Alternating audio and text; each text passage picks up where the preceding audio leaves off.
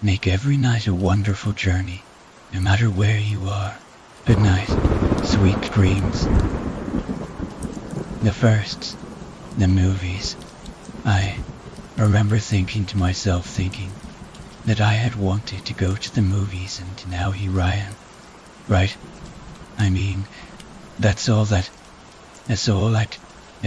can remember.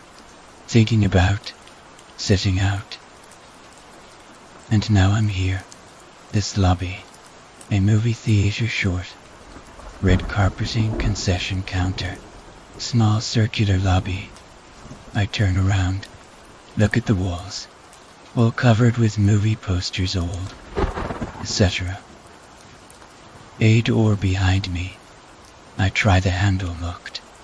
Only other way out is down the hallway across from me, right at the concession counter. Deserted, I notice. Weird it was day, wasn't it? When I left, so not busy, but no one at the concession counter. The popcorn is full in the clear glass rectangle.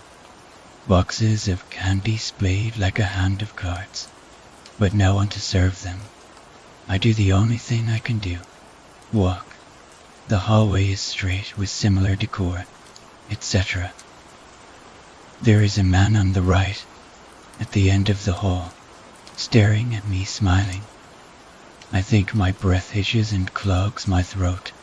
I almost cough, but I'm struck dumb with horror. He does not move, just stands, and smiles, I think. I steel my strength, and lock my knees, and walk. His frame expands, and his features sharpen in definition as I get closer. And so I see that yes, he is smiling and wearing a brown sweater vest over a white button-down with blue stripes, with glasses, and beige khakis and old, a snowy mountain-top scalp ringed with fluffy, white hair, and he was holding something out to me, a ticket. I reach out my hand, accepting. The smile widens, breaks into a toothy grin, which cracks open and says, "Enjoy the show." He slowly extends his right arm, beckoning me further down the hallway. I look down at my ticket, completely blank, except for the phrase "Enjoy the show" printed in the center. My stomach revolts, but my feet carry me on, unwilling, almost. So I continue down the hallway, leaving the smiling old ticket taker behind. The hallway becomes noticeably darker and darker. I go on, and on, and on, hands and knees shaking with terror, too dark to see. I put my hands out in front of me. I stumble on, and on, until all light leaves, leaving me in darkness, hands stretched and clutching the ticket, until I feel a wall in front of me. I scream and leap back, accidentally throwing the ticket into the air, which is immediately swallowed by the darkness. I regain control of my breath and slowly walk back to the wall. This time I feel around. There is a door in the center, with a knob. I turn it. It gives. I push the door. It gives as well. Light blinds me from the doorway, and red, hallucinogenic bubbles of light bloom into my vision. I shield my eyes to dull the pain entering the room. I hear the door shut and lock behind me. My eyes adjust, and my jawbone clenches and hisses with fear. I am staring at red carpeting, a concession counter, and movie posters, etc.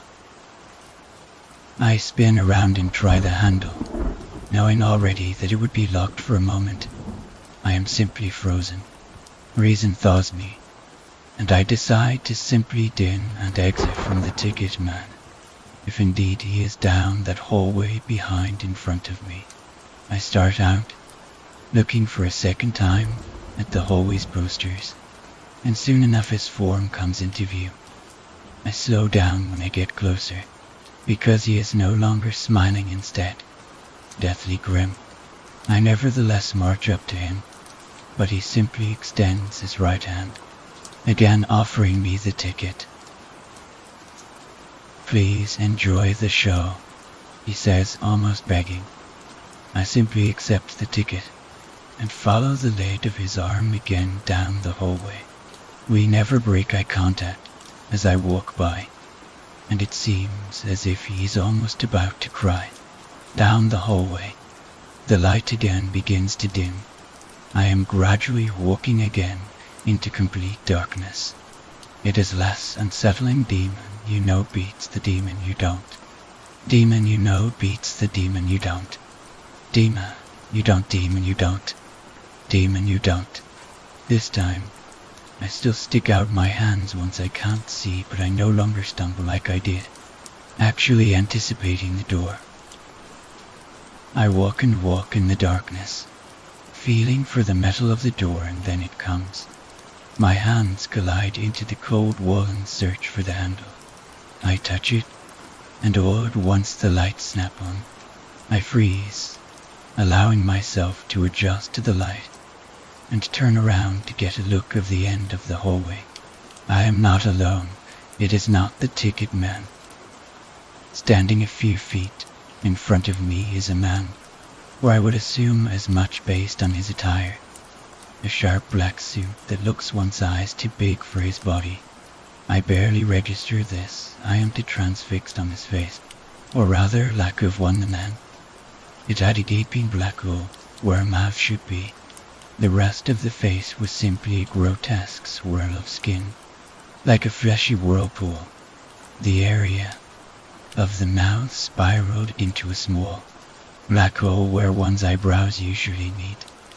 I actually feel it drawing breath, and before I can even react it lets out a high, piercing shriek that rebounds throughout the hallway. A splitting, primeval screech with the hushing intensity of an oncoming train. My scream finally escapes me, but it is drowned out by its own. It advances, still screaming, and I claw at the handle of the door behind me, finally opening it. I collapse into the room beyond and shut the door behind me, reveling in the locking sound as it shuts. The scream stops immediately, and I am back in the lobby. I scramble to my feet and whirl around to face the door, soundly locked, and I breathe, but halt when I take a good glance into the lobby. All the posters have changed to a portrait of the it with a hole for a mouth and a swirl for a face. I run for it, wanting only to get to the ticket man, the only source of benevolence in this. I find him in his normal place, but pacing back and forth while tearing out tufts of his snowy white hair, leaving beads of blood in their place. He is constantly babbling incoherent gibberish loud enough to make an echo in the hallway. I approach him, but instead of a ticket, he only offers one of the freshly torn tuft of hair, a cotton ball dabbed in blood. I reach for it, but the ticket man only screeches and dashes away from me as if scared. Chattering at me faster and faster, he lurches toward me, so I swat him into the wall and he crumbles into a heap, sobbing and gibbering. I try to forget about him as I continue forward, but I hear him frantically screeching behind me.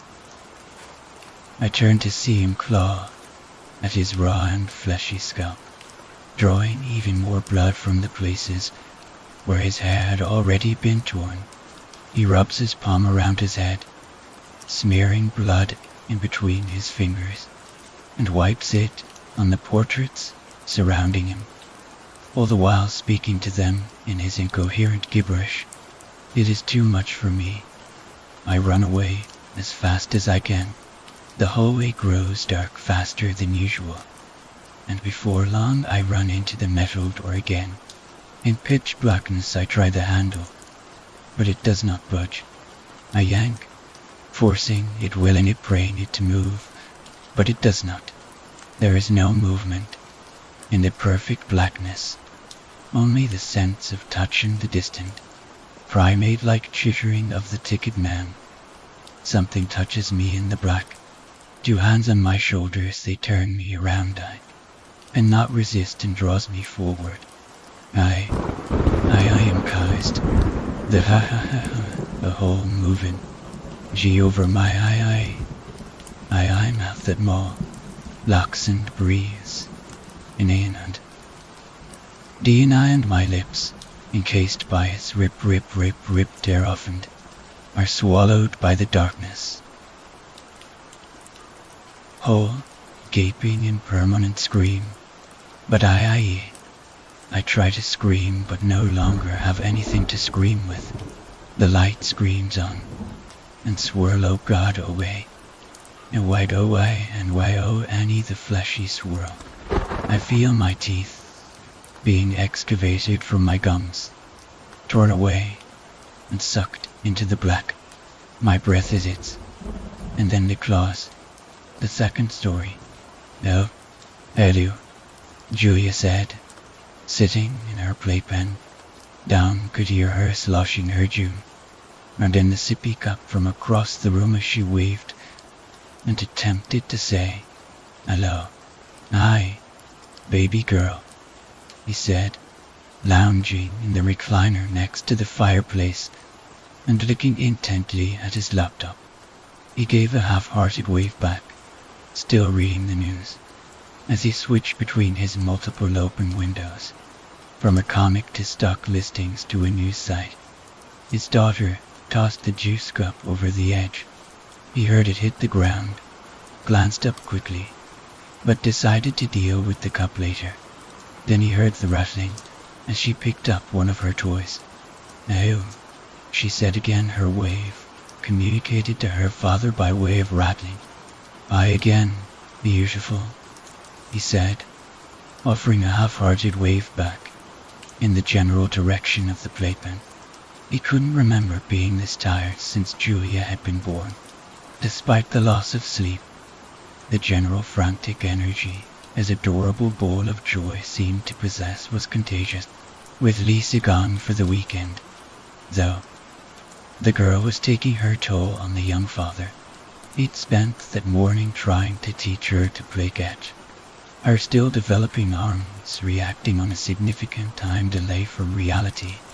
Then they'd gone to the park for a picnic, after an half of preparation, only to have to rush back home when it started raining. Some ridiculous series of videos featuring badly computer-animated insects dancing to Mozart had dominated her afternoon, and by extension, as any time he wasn't shaking his booty to Wolfgang's fat beats, Julia would start crying. She'd gone down for an hour-long nap around 4 p.m., but that seemed to supply her with more than enough energy to try talking for the next 4 hours. Now, at 9 p.m., Julia was up later than some teenagers. If Lisa were home, then knew the girl would already be sleeping soundly in her crib. But down took the electric razor, approach to bedtime. Once in a while, let the batteries run out completely. The only catch was, his batteries were running out too. He hoped hers went first. He closed his eyes for a moment and thought about calling Lisa. As the home's main breadwinner, she had heard district meetings a couple times a year, but he knew that the events tended to be half vacation. He didn't want to bother her. He jerked his head back up. He was not going to pass out before his toddler. Maybe Julia could recharge his batteries a bit though. Slamming his legs down to shut the recliner and jumping to his feet, he turned on his play voice. Hey, there, girl.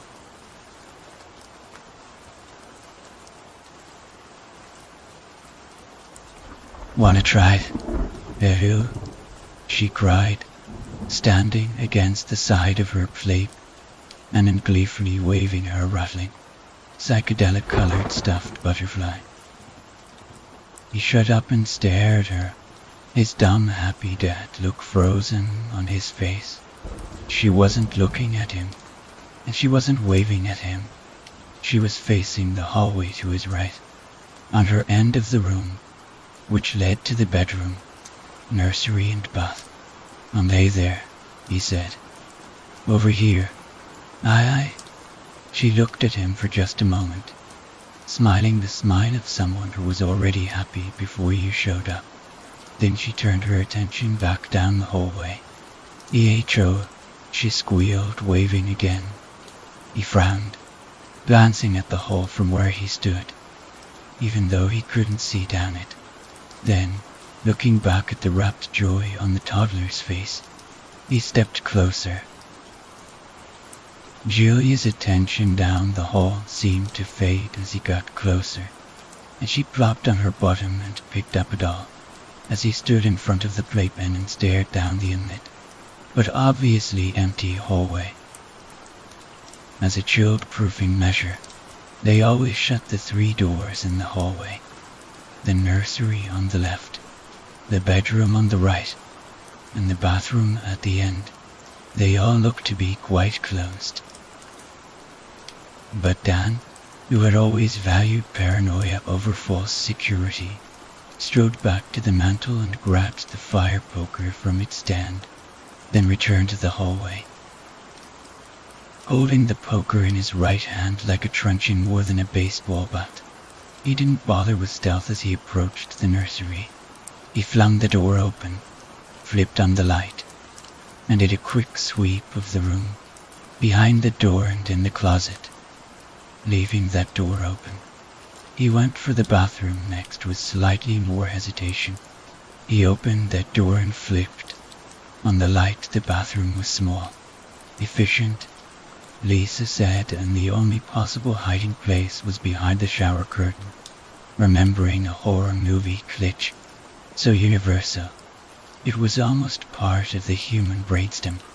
He slowly stepped to the bath, held the poker with both hands, and hooked it around one side of the curtain. He forced it open. Nothing. He rolled his eyes as he stepped back out of the bathroom, leaving the door open and light on now.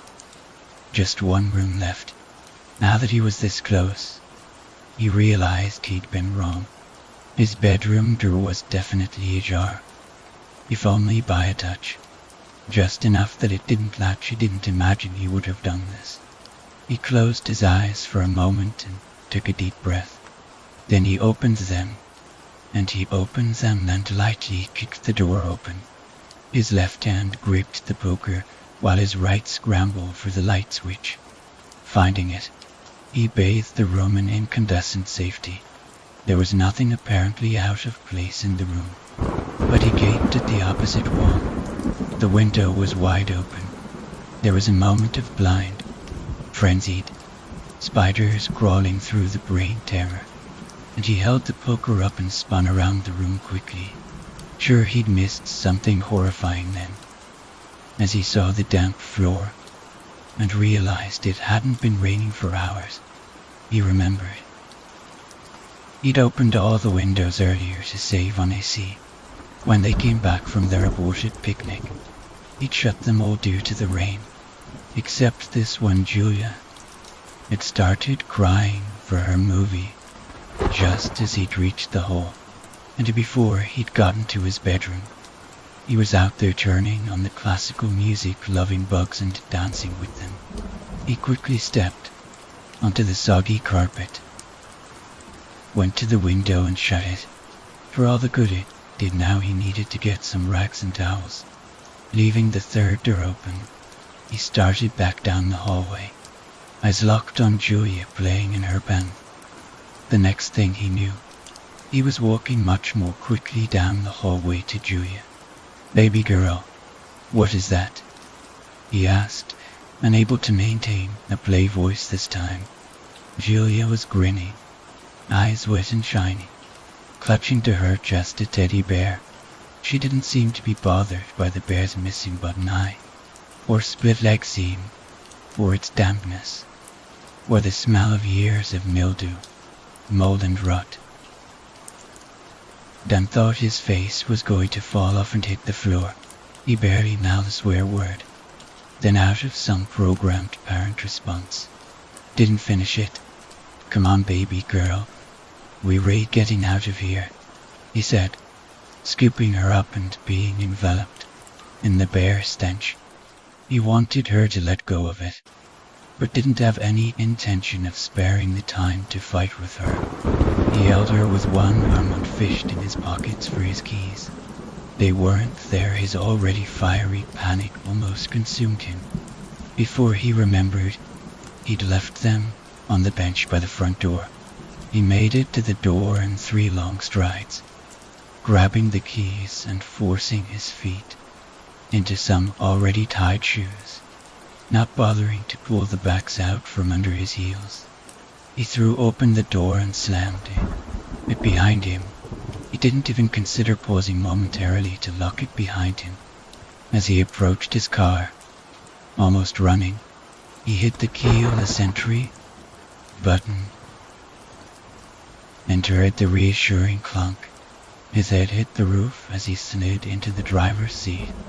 Julia, still over his shoulders, grew the car seat just this once, he thought.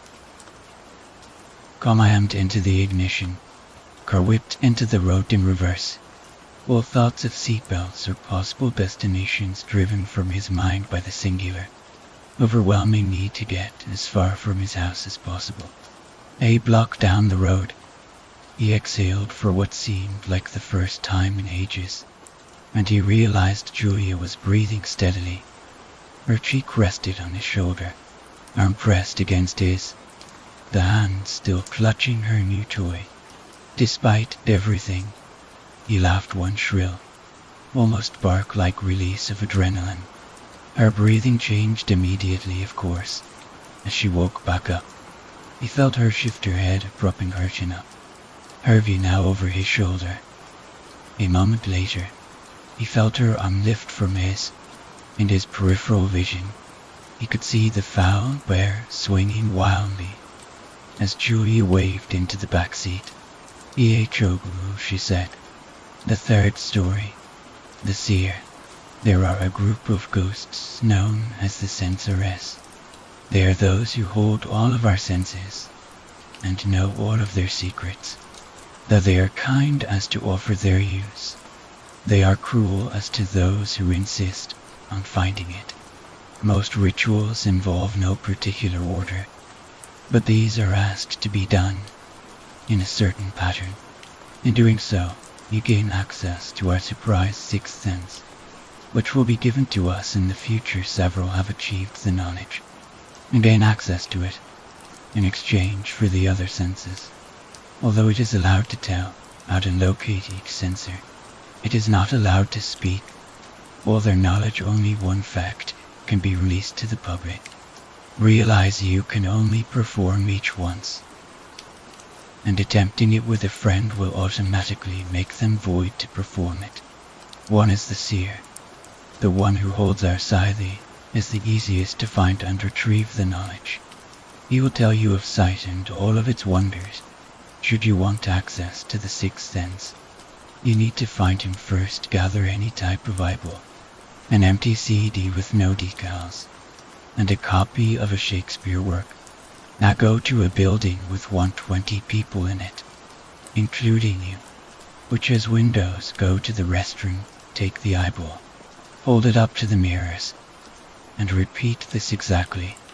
I am a seeker of the knowledge you bestow. I request you out of the 5 sensoress, please. Tell me of sight. If done correctly, you will lose all other senses. Leave the building. Exiting will make backing out impossible. Now, you will see writing right on your eyes. It will tell you that the seer is here and ready for your testing. To prove your worthiness of this test, you will request Great Shakespeare in writing. Hold up the book and you will wake up in your bed. Check your CD written crudely. At the top should be your seeing worth. Pop it into a computer, and as soon as you do, make sure to never blink. Right away something will pop up. It is a 5-minute video. It will be hard to not close them, as footage of terrible accidents and deaths will happen on screen. But the worst part is, it will seem to be actually happening right before your eyes. If you blink, your death will be the one of the clip you closed them at. If you managed, you will be transported to an empty black void, where all your senses will be regained there. In front of you will be a 5-foot creature. He is mostly black, in a sparkly white robe, which, if looked at, will make your eyes feel great pleasure. You will have huge white eyes, crystal clear. He is the seer. Upon entering, bow to him on one knee. If done correctly, you will speak low. Seeker of my knowledge, tell me, what makes you think you are worthy of my information? Respond, for I am a child of yours, raised by you, belonging to you. After answering, he will tell you of everything, but will tell you not to repeat any of it, as already one fact has been revealed. Doing so will result in you losing all of the information. The only fact he will reveal is that you do not live in a dimension perception. All the dimensions are the same, none different, as they are one. Then, after he has spoken, thank him and he will return you to the beginning of the night, allowing you to spend it as you want. Answering any other way will result in the loss of your sight, and will be replaced with the video continuing in a loop for 24 hours, each time getting more gruesome and revolting, until it shows a new shot. One of you, right then, with a black figure in your room, which will then swiftly, but painfully, kill you. Now that you know of how to summon the seer, wait a while before performing the next. Maybe you should think about just what you learn it. You might have to use it later.